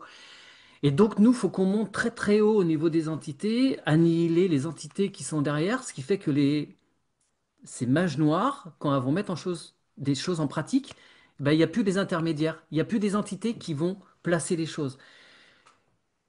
Mais c'est fatigant. c'est fatigant Oui, et ça c'est clair que c'est fatigant et des fois on se met à plusieurs Hmm. aussi, hein. Ouais, Voilà, ouais, on c'est travaille en équipe, hein, des on fois on se travaille met en à équipe. plusieurs, ouais. Régulièrement, on se fait attaquer aussi, hein. Oui. Donc ça m'est arrivé de plus bosser pendant un mois parce que j'ai eu une grave attaque et on a quelqu'un qui nous nettoie régulièrement. Oui, il faut savoir que nous aussi, on se contrôle tout le temps. Hmm. C'est l'avantage de l'hypnose régressive, c'est qu'on travaille à plusieurs. Sinon, ça serait, ça serait, je le conçois pas autrement en fait. Il y a quelque temps, il y a une personne qui a fait de l'hypnose ericksonienne qui est revenue en panique. La Hmm. personne l'a pas bien ramenée, complètement désalignée en dehors d'elle parce que elle pratiquait pas et ça s'est pas bien passé. Faut savoir que c'est quand même pas quelque chose de d'anodin l'hypnose. C'est pas un C'est jeu. pas un jeu, c'est pas quelque chose de léger et nous-mêmes on peut être attaqués. Voilà. Sauf que bon, on le sent. On sait, ah, il y a quelque chose qui va pas là. Donc on peut y remédier facilement. Mais, euh, mais c'est pas de tout repos, hein. Des fois, il faut s'y prendre à trois fois avant d'aider la personne parce que ça bloque. Donc, on fait appel aussi à d'autres personnes. On n'est pas Ouais, on n'est pas insensible, Superman. hein. Pas du tout. Non, non, Ouais. faut rester à sa place, hein. C'est important. Hmm. Faut pas basculer dans l'ego spirituel quand on fait ce genre de technique, hein. Oui, Parce que oui. là, on aura tout l'inverse. Et c'est pour ça aussi qu'on est très prudent sur le fait de, on ne fait pas nous. Oui, On, alors on dit, on a fait ça, c'est par raccourci, oui, mais on suggère toujours aux personnes qui viennent à nous de faire eux-mêmes pour gagner eux en autonomie. Euh, Quand on fait les choses nous-mêmes, c'est parce que ça nous concerne, hein. oui, Des bien sûr, attaques, on oui. en a régulièrement, c'est nous qui allons nettoyer. Dans ces cas de figure, c'est nous qui nettoyons quand on est nous-mêmes attaqués. Et on l'est malheureusement régulièrement. et selon votre expérience, est-ce que la magie noire vient des entités non humaines, des anges déchus, a été transmis aux magiciens noirs? Est-ce que ça a une origine non humaine? Parce que quand on voit la complexité de ça, même de la cabale, des choses comme ça, on se rend compte que c'est pas humainement possible. Tout est complètement codé et tout ça. On se rend bien compte qu'il y a quelque chose de non humain derrière, même quand on regarde, par exemple, tous les sigils, les symboles et tout, même la magie vaudou, c'est tellement compliqué, c'est pas possible et c'est pas dans l'esprit des humains de concevoir des des mauvaises choses comme ça. Je vais rester Ouais. politiquement correct, mais Oui, oui, oui, tout à fait. des horreurs comme ça, c'est pas dans l'esprit des, des humains de concevoir ça. Est-ce que vous avez constaté des origines non humaines? Et deuxième question qui, je pense, en fait partie. Vous avez parlé d'entités utilisées par les mages noirs, mais qui en fait les utilisent. Quelles sont ces entités très puissantes? Alors, sur la première question, les entités qui sont... oui, est-ce que ça vient d'entités ou des hommes? Ouais, tout ce qui est ésotérique, ces choses extrêmement complexes, comme tu le dis, il y a toujours, en fait, ce que j'ai compris, hein, c'est que c'est comme ces histoires de canalisation ou autres, ce sont des êtres humains qui se mettent en disponibilité, qui sont dans une demande de quelque chose. Ah, s'il te plaît, guéris mon enfant pour qu'il puisse vivre et je t'accorderai ma vie, je te servirai en contribution. On voit ça hein, beaucoup dans l'Ancien Testament, dans des textes anciens. Et en contrepartie, bah, il va y avoir un rapprochement et elle va offrir à cet être humain des capacités. Et dans ces capacités, bah, il y a aussi bien faire le bien que faire le mal, et c'est toujours plus facile de faire le mal pour attirer à soi des richesses, des pouvoirs. Et donc, ces hautes entités vont petit à petit donner des codes, donner des symboles. Le Reiki, derrière le Reiki, c'est dégueulasse. Il y a des entités derrière les symboles. On passe beaucoup de temps à nettoyer, nous, des symboles. Les gens viennent régulièrement à nous quand ils ont fait des séances de Reiki ou qui sont, entre guillemets, maîtres Reiki de ceci et de cela. On nettoie tout ça. Et donc, c'est le même cheminement. Certaines personnes vont penser faire le bien, mais derrière, il y a des intermédiaires qui sont négatifs. Et dans ceux qui sont directement fixés dans le mal, c'est du pain béni, si je puis dire, pour ces entités. Elles vont leur accorder des privilèges et leur donner ouais, tout un tas de codes, de capacités aussi diverses que variées. Oui, tout à Donc oui, fait. derrière, il y a du vilain monde qui va diriger l'humanité pour semer le chaos et se nourrir toujours plus de l'énergie humaine, de la dévotion. Voilà, le satanisme, c'est la dévotion envers les entités démoniaques. Oui, oui. Euh, et ta deuxième question, oui, c'était qui était derrière. Enfin, oui, vraiment au-dessus, oui, c'est les archontes, c'est les dracos, c'est les anges déchus. C'est toujours eux qu'on retrouve à la tête, hein. Euh, Oui, non, non. après, une autre question aussi.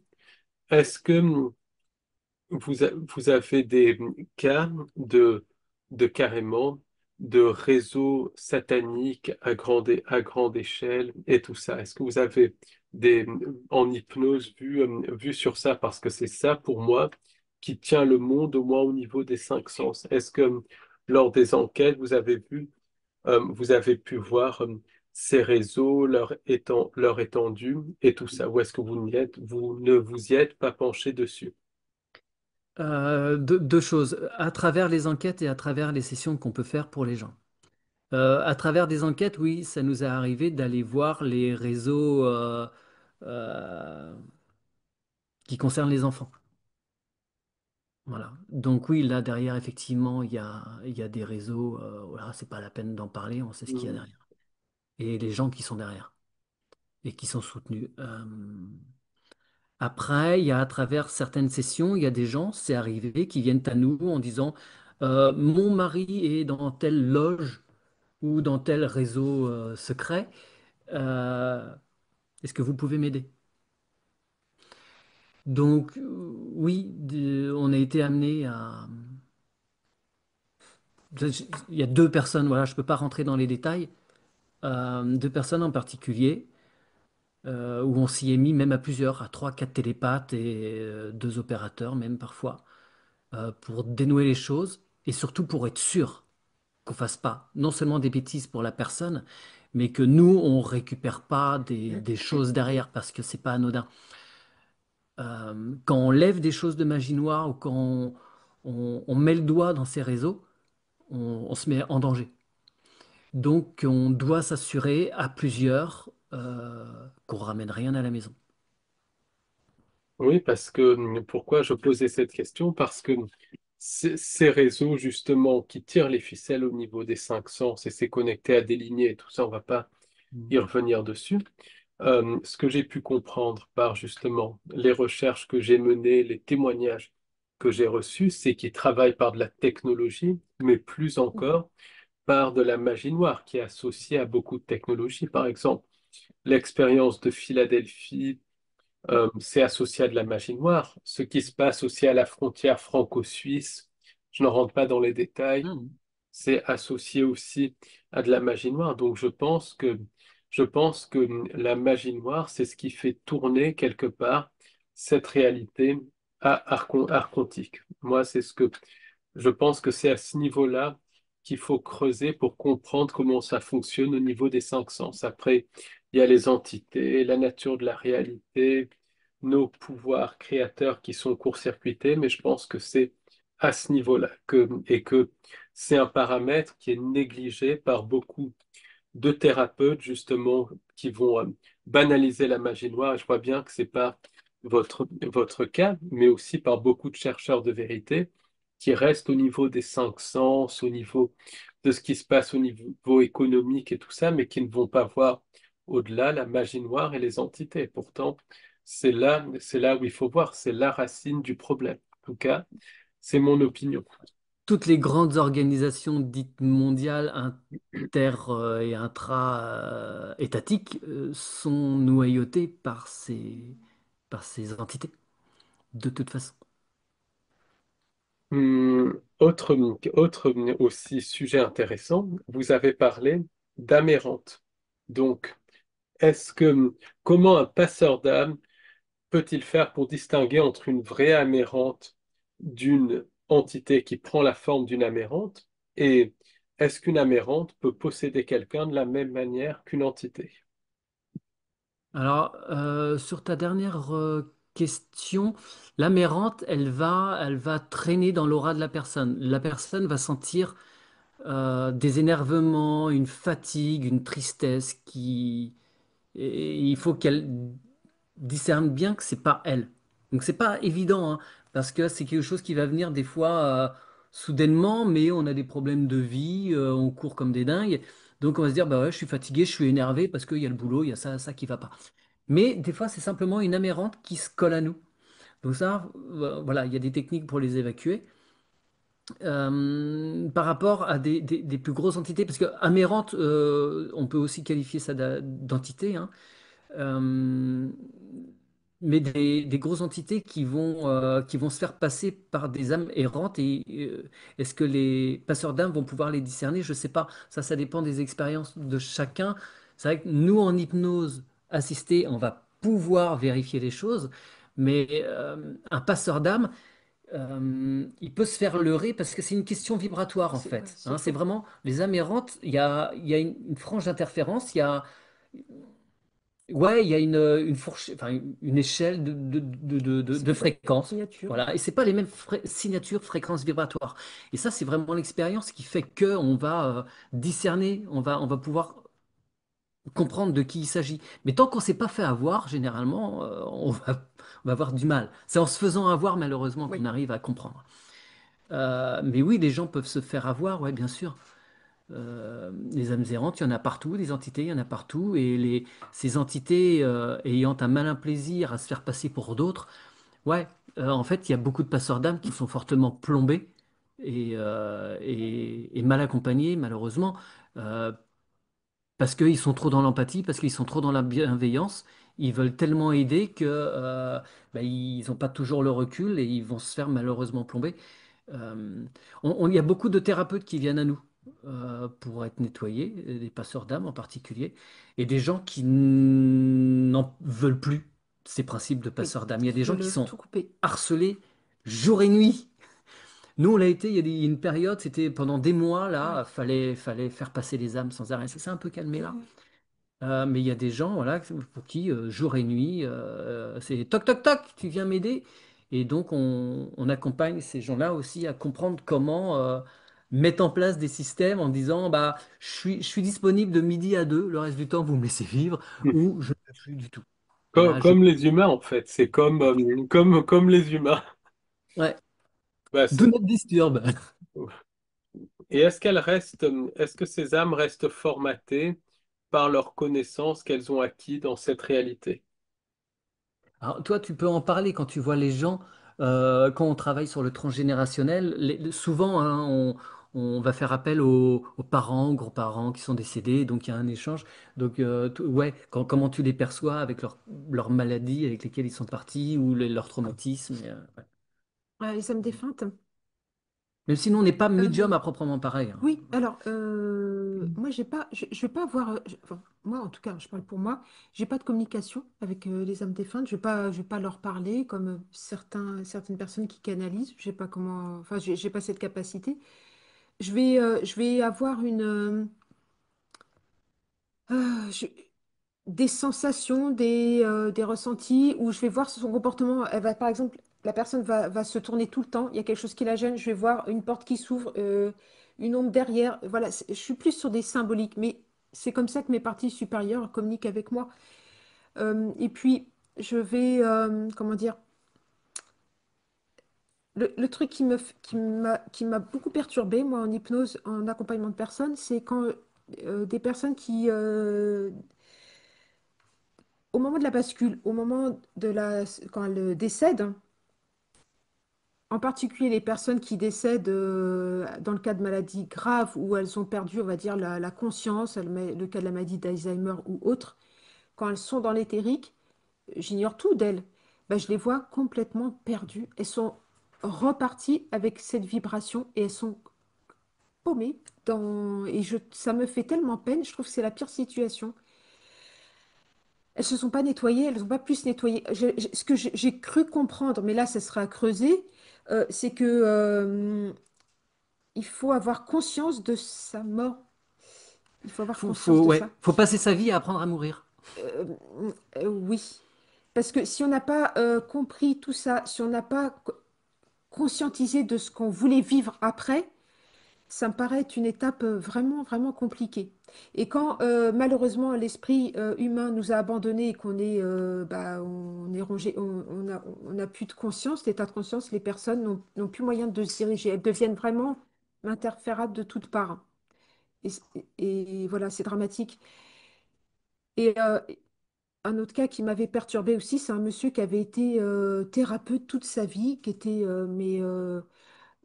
pareil, sa fille voulait savoir si ça se passait bien. Souvent, là, les enfants veulent être rassurés. Mon père, ça va bien, ma mère, etc. Et il avait une super belle vie. Il avait des tas de personnes, sauf qu'il avait atterri dans le très mauvais endroit. Il n'était pas libre du tout. Faut pas croire parce que, en fait, c'est là que je me suis dit, mais mince, même là, on n'est pas tranquille. Faut pas croire parce qu'on a une vie super bien carrée, où on aide ou quoi, que tout va bien se passer après. Non, lui, c'est comme si il avait payé presque toutes les facilités qu'il avait eues à aider les autres. En fait, ce monsieur il n'a jamais eu de mauvaise pensée ou quoi, mais en fait, il était coincé dans le bas astral, quoi. Il a fallu lui aller le chercher. Donc voilà. Et ça, je me suis dit, bah mince. Oui, c'est Il y là a, où on voit qu'il y a une espèce de loterie, il y a quelque chose ouais, qui, il y a c'est quelque pas chose, un jeu pervers des il y a un entités jeu comme. pervers, c'était pas logique. Il n'avait pas à vivre ça, ce monsieur. Enfin, voilà. Donc, et enfin, comprenait pas quoi. Ça avait pas de sens. Et il nous est arrivé d'aller voir des personnes, Des, des, des- des saints, entre guillemets, ou des grands êtres qui ont œuvré pour l'humanité toute leur vie, et les retrouver dans le mur, mais complètement coincés. Voilà, il y avait, ah oui, c'était Oui, bah, Maître Philippe de Lyon j'ai- il y a quelques ouais. semaines, quelques mois, je sais plus. Tout le monde d'ailleurs a dit, mais c'est pas normal, la vie qu'il a eue, c'est un homme, oui, oui, d'accord. Exemplaire, Oui.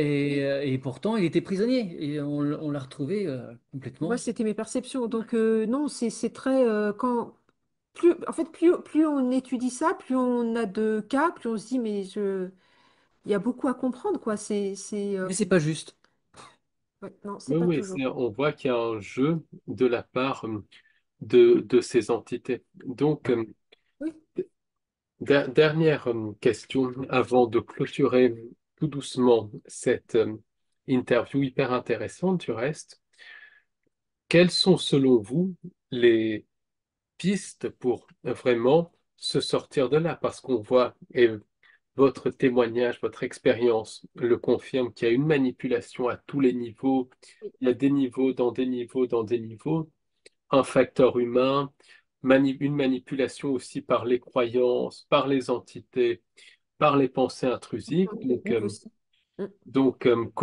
Quelles sont selon vous les pistes pour s'en sortir, pour transcender ce système de contrôle? Parce qu'en tout cas, de mon point de vue, il n'y a pas d'aide à attendre, il y a des aides qui nous aident, c'est différent, ils nous aident si, à la limite, si on demande et tout, ils peuvent nous aider dans l'ici et maintenant, comme l'histoire du chien qui vous aide pour les soins et tout, mais il n'y a pas de sauveurs qui vont descendre et nettoyer tout Mhm. ça Après, et tout. Donc, quelles sont les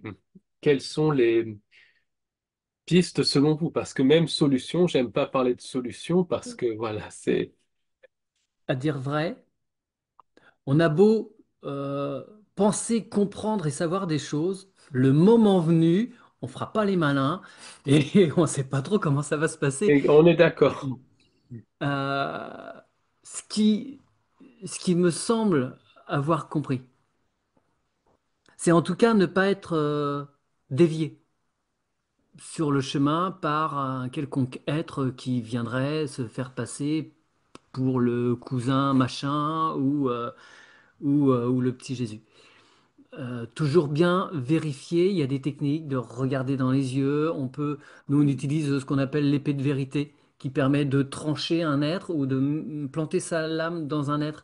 Si c'est un être bienveillant et de lumière, il n'en prendra pas ombrage et la lame sortira non, propre. souillé, oui. Et si c'est une entité négative, l'épée va ressortir souillée. On peut checker l'ADN d'un être, on peut exiger qu'il apparaisse sous sa véritable forme, hein. Il y a Oui. plusieurs choses comme ça. Mais en fait, il faut Et puis, je pense qu'il faut avoir, enfin, c'est du mieux, autant que faire se peut, solutionner beaucoup de problèmes qu'on avait sur Terre. En fait, être le plus libre possible, d'avoir couper toutes fait, les entraves possibles oui, fait un travail sur soi. énorme sur soi. Pour moi, c'est une Ouais. Mais qui il fait que faut tu auras plus d'attache aussi, enfin, ouais, quelque part. partir plus facilement parce que ce à quoi on tient nous tient. Si on est avide de richesses, de possessions, ces possessions nous possèdent, hein. Et au moment du passage, il faut rester à l'intérieur, il faut rester centré à l'intérieur de soi. Il faut vraiment être guidé par son intériorité et pas par tous les pièges qui peuvent nous être présentés. Faut, ouais, il y a une sorte de basculement intérieur qu'il faut opérer et pas s'occuper de l'extérieur. C'est vrai, ton chien. D'accord. Oui. Mais bon, depuis quelque temps, à la fin mais ça fait très peu de temps qu'on fait ça, à la fin de la session, on propose à la personne, on lui dit de regarder si elle sait où elle se trouve. Dans les dimensions, ouais. Voilà. Et on lui propose elle, la partie éthérique, de sortir des matrices enfermantes, en fait. On lui propose.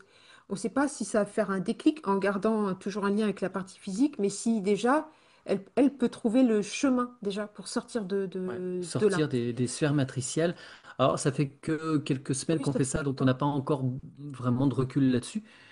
On propose. On Et ce matin, là, c'était non. Oui, la dame, on lui a posé une balise. Elle a posé une balise pour plus tard. Elle n'était pas prête encore à Non. sortir du jeu matriciel. Et c'est OK. Nous, on n'a rien à imposer. Mais elle le fera en temps voulu. Et, euh, et donc, c'est permettre aux parties subtiles, en fait, d'être en dehors de la perversion et de la perversité de ces entités pour que sa partie physique soit plus libre Oui. d'agir. Bon. Ben, écoutez tous les deux, c'était vraiment un plaisir, en tout cas, de vous avoir. Donc, pour terminer, est-ce que vous pouvez rappeler aux gens le nom de votre chaîne et où c'est qu'ils peuvent vous trouver, comment ils peuvent vous contacter et tout? Allez-y, c'est voilà. Voilà.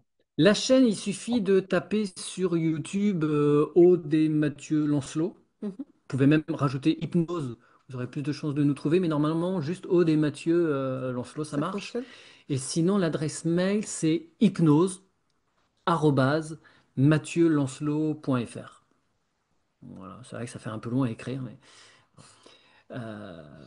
Et merci beaucoup à toi. Merci, Paul. Oui. Eh bien, C'était merci beaucoup sympa. à vous de m'avoir permis de parler sur votre chaîne et de m'accorder du temps pour ma chaîne. C'est vraiment un plaisir. Et puis, ben, merci aussi pour tout votre travail, toutes vos informations et tout ce que vous faites. Et je vous dis à très bientôt pour une nouvelle interview. Super, merci. Merci beaucoup, Paul. Merci, au revoir, à Au bientôt. revoir.